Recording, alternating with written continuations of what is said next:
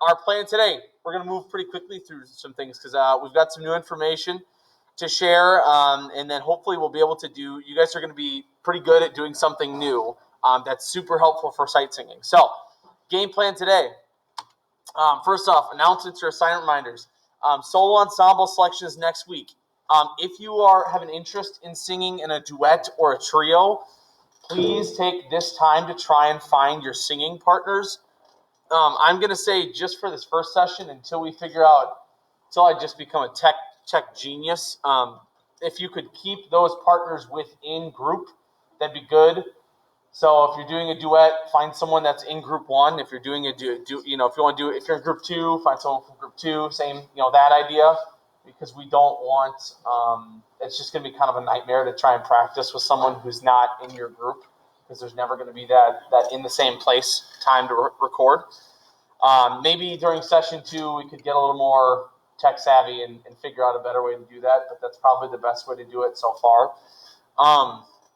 As I mentioned, everyone will learn something from solo ensemble, either a solo, a duet, or a trio. So you're not necessarily having to just sing alone, but we do have to go through that process of learning how to prepare a piece of music, not only singing-wise, but performance-wise, understanding the background behind a piece of music, and being able to present it.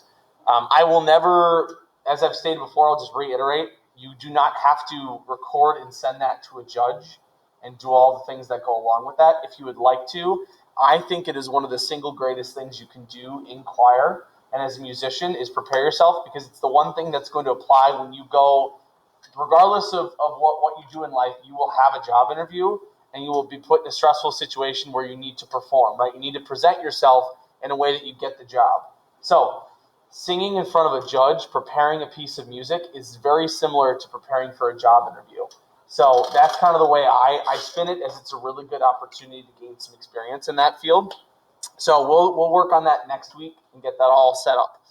Our assignment list has been updated. So if you're someone who's confused of whether you have turned everything in or not, our assignment list has been updated. I'm going to hopefully go through some grading the next couple days and make sure we're all up to snuff. We are the end of the trimester, I believe, is the 3rd week in November.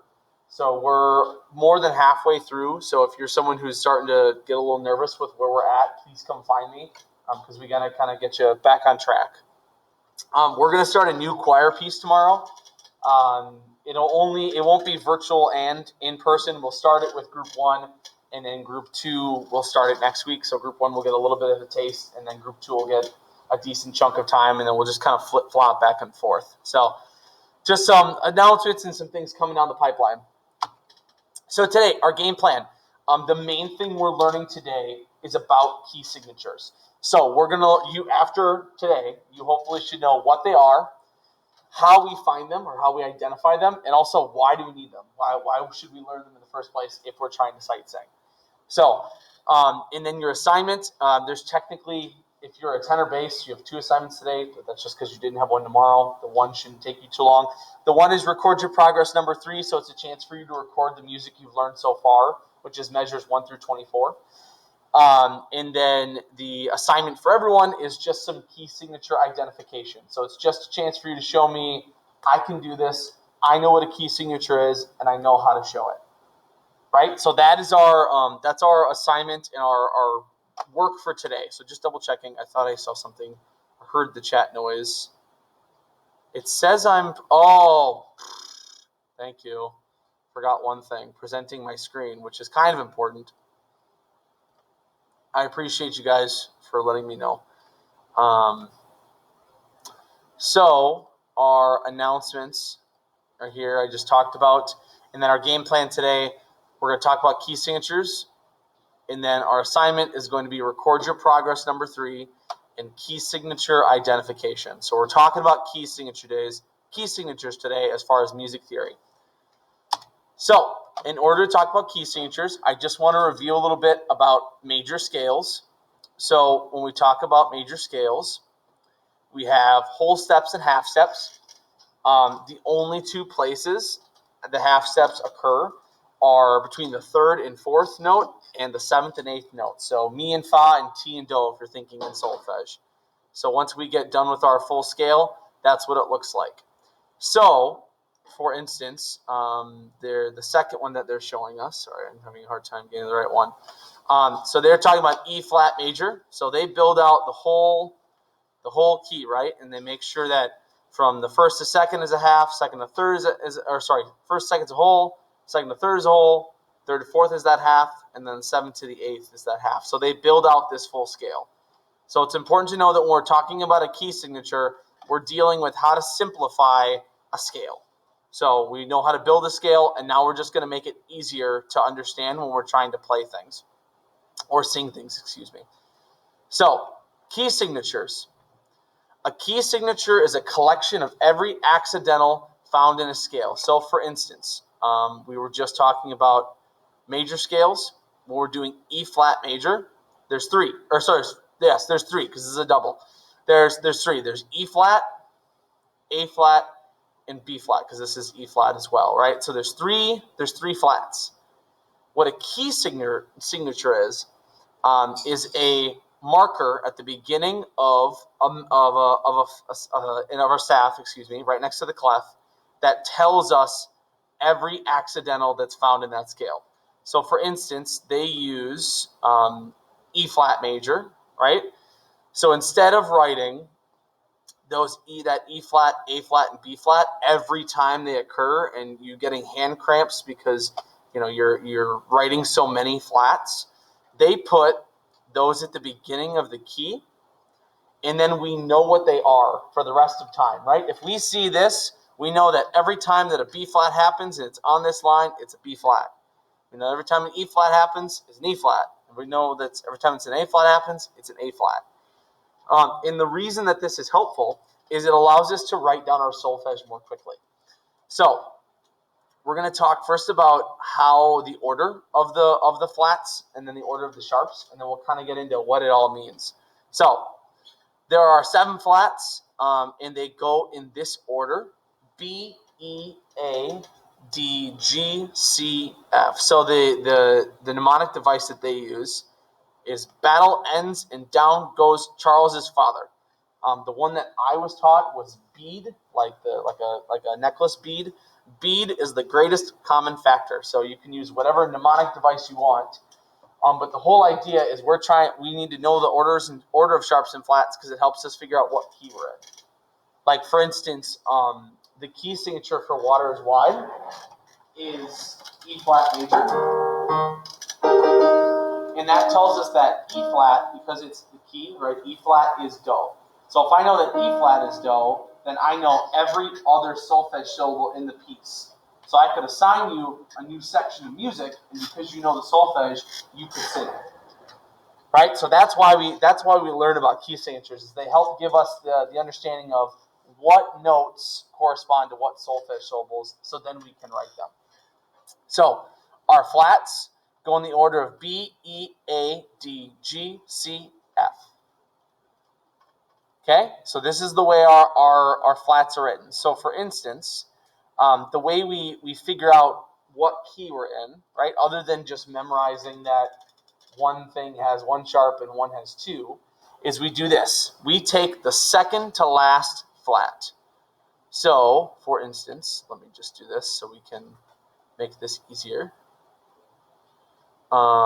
Miguel will help me out here.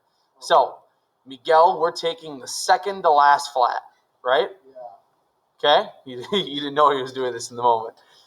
So, if we are looking at these 2 flats, the second to last flat is this one, correct?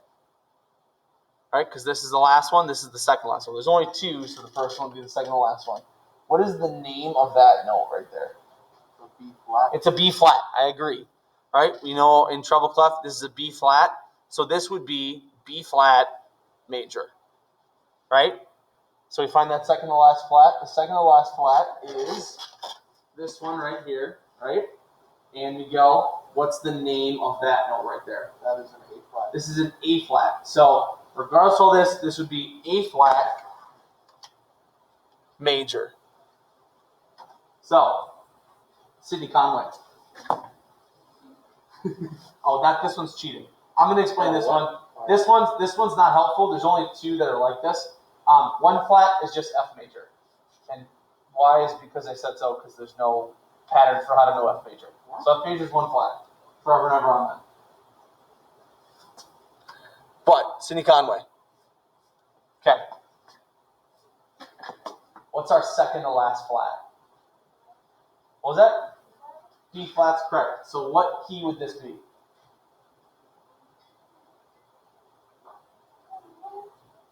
Well, the way we find flats is we take the second to last flat, and that flat is the key signature. So it'd be B flat, all right? Second to last flat is B flat, so it's B flat major. Chloe Fry.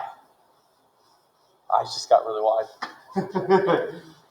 Our second to last flat is right here, right? It's bad circle.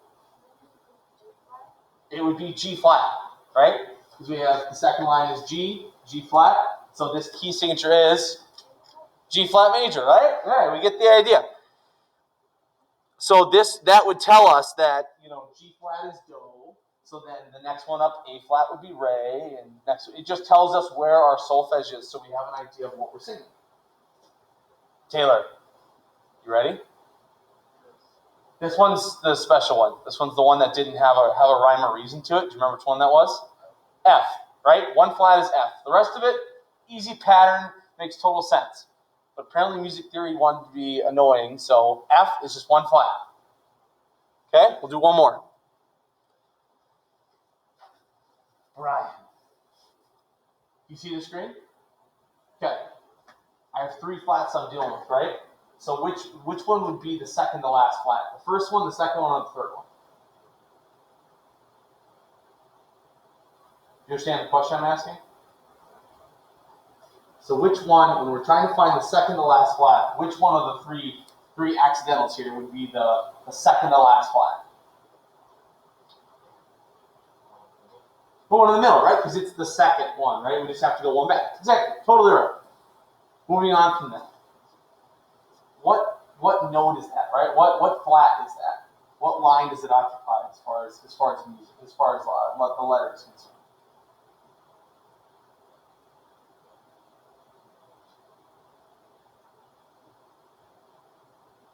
Do you remember the spaces?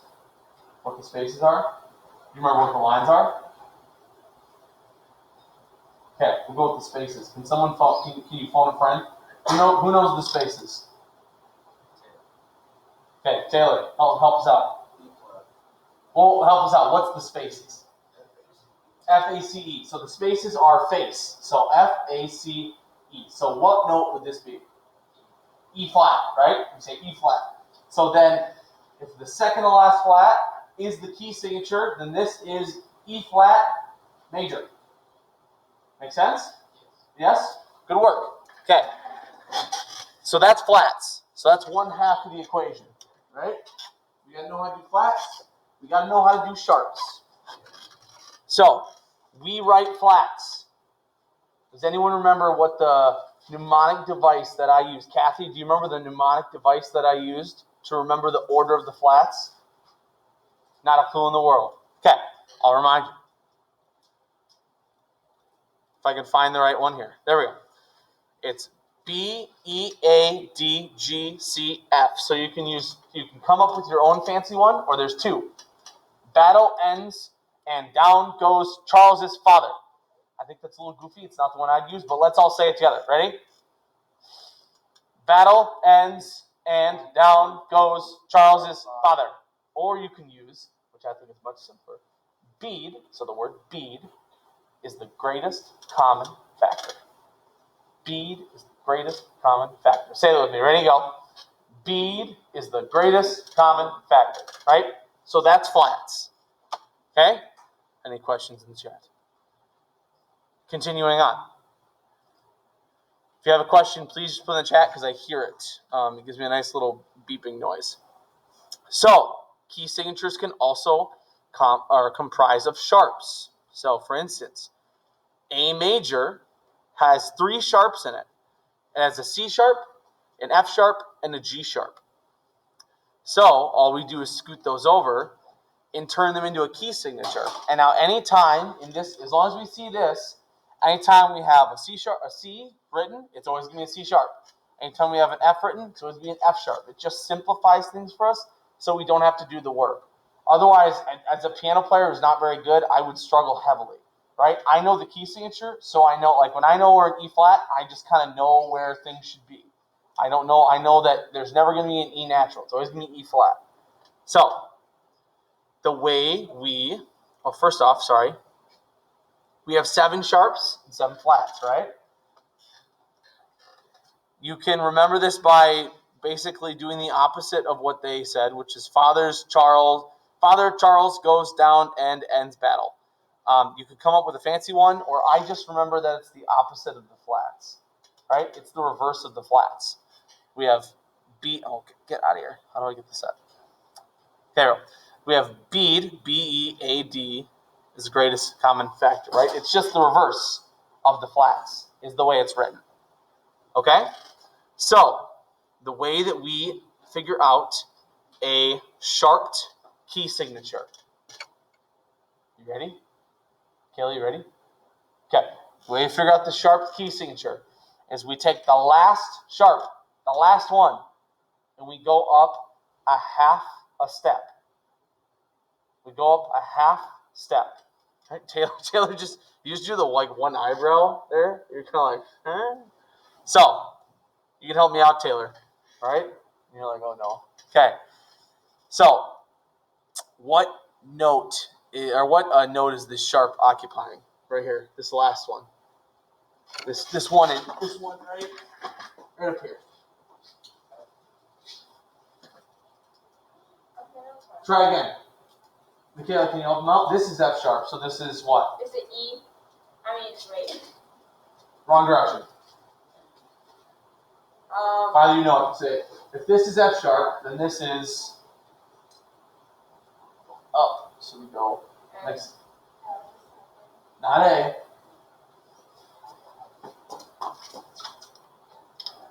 We're going up, so we go forward 1 letter. So this is it's a G sharp. G sharp, right? F sharp is that line. All we did is go up 1 note, so it becomes G sharp. Okay?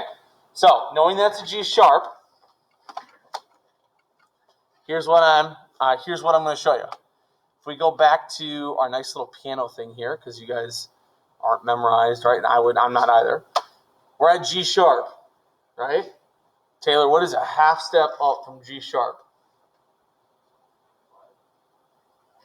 Nope, because those are on the same. Remember, those are the same note. They occupy the same space. We're on this black key right here. So what is the next half step up? Up.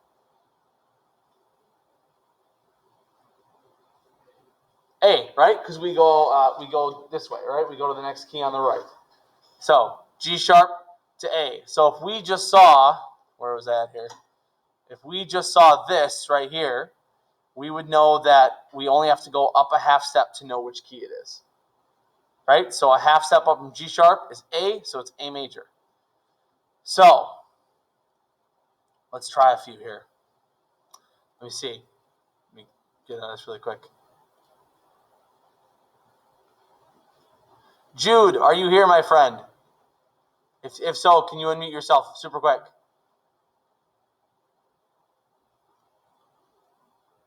Jude Myers. Hello. Echo, echo.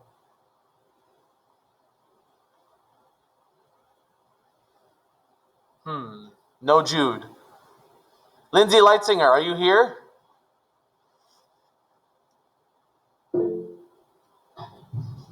Yeah. Okay. Hello? Oh, Jude is here. Okay, well, we'll have Jude go and then Lindsay go.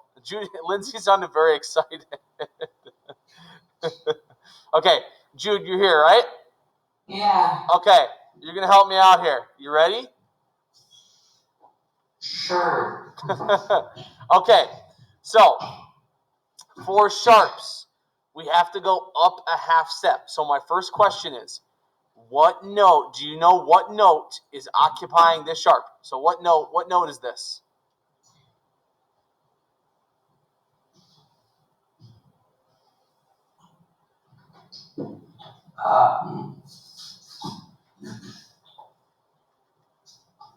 And if you don't remember, do you remember what the little device, the little naming thing we used to remember the lines?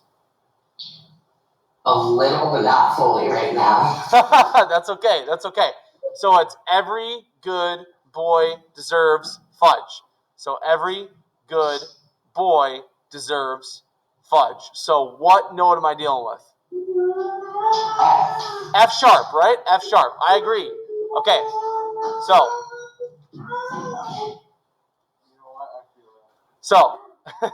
let's go back to my little piano thing here as soon as it loads. Uh-oh. I have a frozen screen. Slowly. It's going to work. It's waiting patiently. The thing is, I'm not a very patient person, so that's the problem here. I'm going to see if it comes up on this. That makes two of us, Mr. Lentz. Okay, we got it here. Hold up. Okay, Jude, are you still with me? Yeah. Perfect. So, F sharp is right here. You see my little cursor on F sharp? Mm-hmm. Okay, what is a half step up from F sharp? G, G is correct. G is absolutely correct. So, we know that. So, this key signature is what? A G major. G major is right. Love it. Give him a round of applause. Give him a round of applause. Okay, we got golf claps over here. I'm sorry we couldn't get a more vigorous round of applause. It was kind of like this, right? Okay, perfect. You are correct. Lindsay, are you here? Yeah. Lindsay's ready. That sounded like really confident, Lindsay. Are you confident? Yeah. Sure. Okay. Okay. So, I have two sharps here. We're looking at the last one. What is the note name of this sharp? C. C is correct. So, we're doing C sharp. Okay? So, Lindsay, what is a half step up from C sharp? D. Ding, ding, ding. You're right. So, this is which key?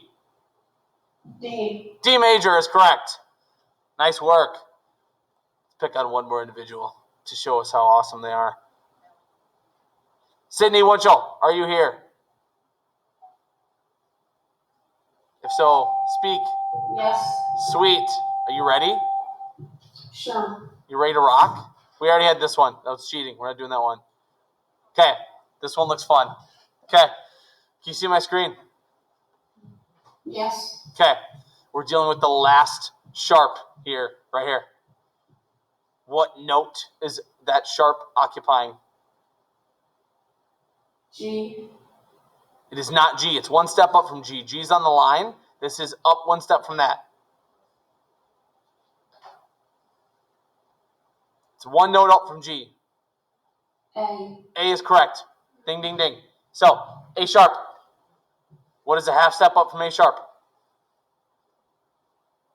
B. B is correct. So we're dealing with, what's the key? B. B major. Love it. You're correct. Okay, so you get the idea. So for flats, we take the second to last flat, and that's the key. We don't have to do any more work. Second to last flat, we know the note name. Boom, we got it. For sharps, we take that last sharp, and we go up a half step. Right, so that last sharp, we just go up a half step. So your assignment for today is, I think I already had it up here. Your assignment for today is some key signature identification. So I have taken the liberty of finding two different links for you to musictheory.net. So you're going to correctly identify 12 sharp key signatures and 12 flat key signatures. And after you're done, you'll do what we've done in the past, which is show your progress report. And once you sign it, like so, it'll give you a code, copy that, or a link to copy that link and paste it in the assignment, and you've done the work, right? And you've shown me that you can do it. You've shown me that you can complete it. So that's our assignment for today. Tenors and basses. You also are doing record your progress number 3. So that's everything that we have assigned this week is due on Sunday. So you have some time to do it. Although a couple people got their record your progress done pretty quickly. So that's our assignment. Hopefully you know how to identify key signatures now. So that's one of the main steps we're going to take before we sight sing. So, are there any questions? No. Can we leave now? Wait, Mackenzie, we gotta. If you don't speak for all, I can't read. 23. Okay, wait. I think I'm almost at the point of the appropriate amount of silence, which I'm not good at keeping. Okay, that's your assignment. I will see you tomorrow. Miguel will be doing a Mexican music presentation, and we'll have a great Thursday. Have a wonderful day. Goodbye.